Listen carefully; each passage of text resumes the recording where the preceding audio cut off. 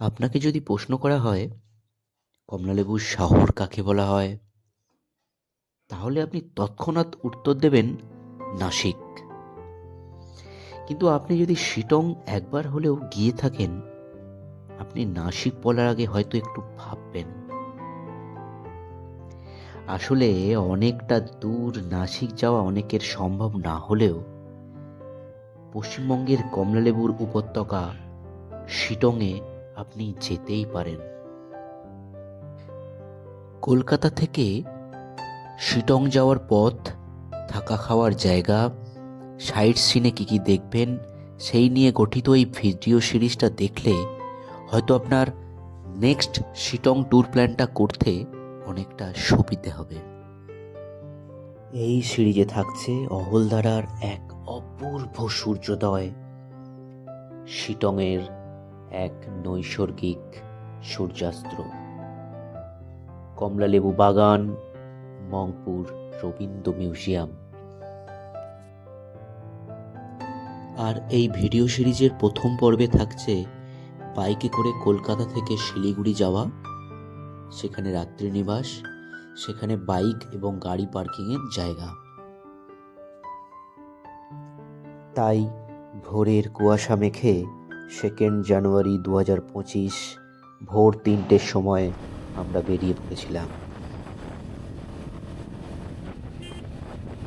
যখনই আপনি গুগল ম্যাপে কলকাতার দিক থেকে শিলিগুড়ি মারবেন, তখনই আপনাকে দেখাবে রায়গঞ্জটা ঠিক পেরিয়েই বিলাসপুর, বিলাসপুর থেকে সোজা রাইট টার্ন নিয়ে ইসলামপুর, ভিতর দিয়ে রাস্তা। কিন্তু এই রাস্তা দিয়ে গেলে আপনি পুরো ফেঁসে যাবেন, কারণ এটা ভিতর দিয়ে জ্যাম রাস্তা। তার থেকে আপনাকে যেটা করতে হবে, সোজা চলে যেতে হবে ডালখোলা, ডালখোলা থেকে রাইট টার্ন নিয়ে কিষানগঞ্জ, সেখান থেকে ইসলামপুর বাইপাস। তাহলে আপনাকে কোনো জ্যামে পড়তে হবে না। রায়গঞ্জ বাইপাসে দাঁড়িয়েছিলাম। রাস্তার দুই দিকে শুধু দিগন্ত বিস্তৃত হলুদ সর্ষের ক্ষেত আর তার মিষ্টি গন্ধ। পুরো রাস্তাতেই বেশিরভাগ জায়গাতে এই দৃশ্য দেখে আপনার চোখ দুটোকে এত আরাম দেবে, আর তার সাথে কখন আপনি শিলিগুড়ি পৌঁছে যাবেন আপনি বুঝতেই পারবেন না। কিষানগঞ্জ, ইসলামপুর হয়ে আপনি সোজা এসে বিধাননগর বলে একটা জায়গা আছে, সেখান থেকে যখন বেরোবেন তখন আপনাকে অনেকটা গিয়ে বাগডোগরা যেখানে দেখাচ্ছে, ওখানে অ্যাকচুয়ালি ওটা বিহার মোড়। সেই বিহার মোড় থেকে রাইট টার্ন নিতে বলবে। কিন্তু এই রাস্তা দিয়ে গেলে সন্ধ্যের আগে শিলিগুড়ি ঢুকতে আপনাদের প্রচণ্ড জ্যামে পড়তে হবে, এবং ওই রাস্তার কন্ডিশনও সবসময় ভালো থাকে না। অনেকটা ওল্ড দিল্লি রোডের মতো একটু জনবহুল, রাস্তার ধারে ট্রাক দাঁড় করানো থাকে।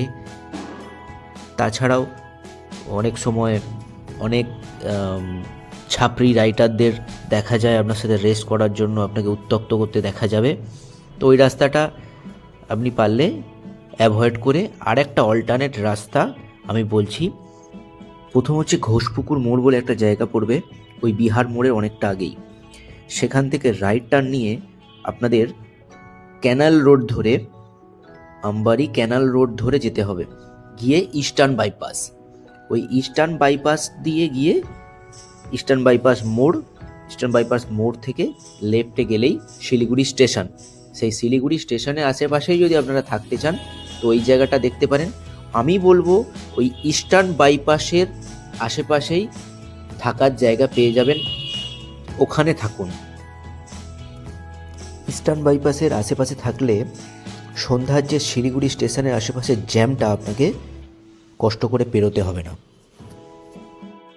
তাছাড়াও যদি আপনি শিলিগুড়ি স্টেশনের আশেপাশেই থাকতে চান, তাহলে চার্চের দিকের রাস্তা লোককে জিজ্ঞাসা করবেন। চার্চের দিকে রাস্তার আশেপাশে কিছু হোটেল আছে, ভালো হোটেল, সেগুলোতে 1000-1200 টাকার মধ্যে আপনারা থাকতে পারবেন, এবং পার্কিংয়েরও ব্যবস্থা থাকে তাদের। আর যদি আরও কম বাজেটে, লো বাজেট একদম হোটেল খুঁজছেন, একটা রাত শুধুমাত্র কাটাবেন ভাবছেন, তাহলে একটু চিপ রেটে চিপ হোটেল পেয়ে যাবেন ওই শিলিগুড়ি স্টেশন রোডের পাশেই। সেখানে আগে রুমগুলো দেখবেন, পছন্দ হলে তবেই নেবেন। আর পার্কিংয়ের জন্য অবশ্যই আপনার বাইক গাড়িটা স্টেশনের পার্কিংয়ে রেখে আসবেন, এতে ফ্রড হবে না। কারণ ওরা পার্কিংয়ে রাখবে বলে আপনার থেকে বেশি টাকা নেবে। শিলিগুড়ি স্টেশনের লোককে জিজ্ঞাসা করবেন স্টেশনের পার্কিং কোনটা, আপনি গিয়ে ওখানে বাইকটা রেখে আসবেন। সারা রাতের জন্য আপনার একটা চার্জ নেবে, 50 থেকে 100 টাকার মধ্যে একটা চার্জ আছে, সেই চার্জ নেবে, আপনার রাখা হয়ে যাবে।